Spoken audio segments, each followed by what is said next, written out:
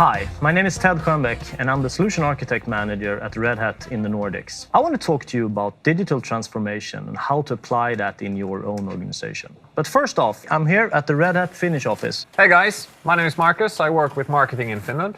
And here's the rest of the team. Hey guys.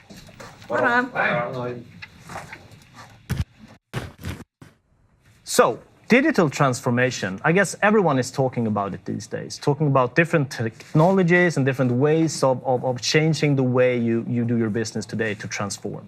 Things like big data, mobile, cloud, containers, DevOps. It's actually these type of technologies that new companies like Airbnb and Uber are using to completely disrupt traditional businesses. Yeah, and that's actually a super interesting point because you have a lot of innovation in these new companies. So maybe the question is whether if I were to be a more traditional company, let's say an industrial company, how would I tap into these? So I think the opportunity is huge. I think, well, first of all, of course, you can use it to develop new services and compete in new areas where you're not today.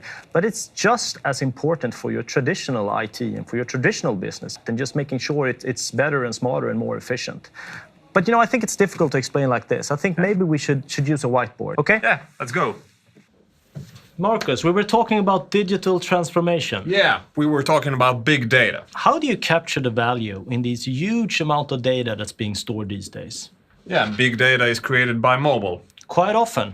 How do you get onto the app economy that we're seeing right now? It doesn't matter if you're selling washing machines or cars, customer wants to interact them through an application. Yeah, interaction, that's social. Absolutely. Again, you need to change the way you interact with your customers and partners and building more social communities around that. The cloud. We talked about the cloud for several years. For digital transformation, cloud is key. It's a different way of consuming infrastructure and a different way of scaling up, scaling down, and being able to run your applications. In order to scale, you probably build that upon containers, the latest, greatest.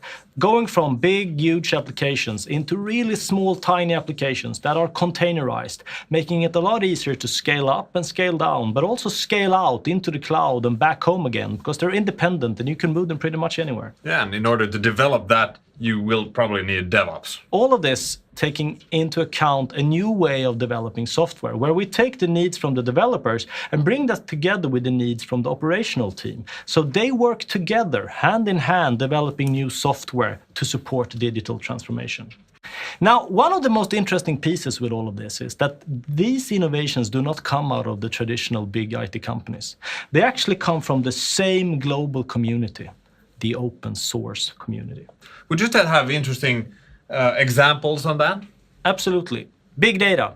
Hadoop, you probably heard of it. This is the biggest implementation of big data, and it's based on open source technology. Just look at Android, the world's largest operating system for mobile phones, 85% market share. Android is Linux. Linux is open source. Facebook's entire service is built on open source software. And they even have their own servers and networking products today built on open technology that they share. Cloud, well, the biggest player is Amazon. Amazon built their cloud layer using open source software. Well, the entire idea of containers comes out of the open source world, and probably the most well-known name is Docker, which is an open source platform. DevOps, changing the way how you do things. This is a natural thing of how you work in the open source world. And in order for us to understand how this kind of got created in the open source world, we really need to take a look at how software was actually created in the traditional world as well. Absolutely. Yeah. But I think let's get another whiteboard. Yeah.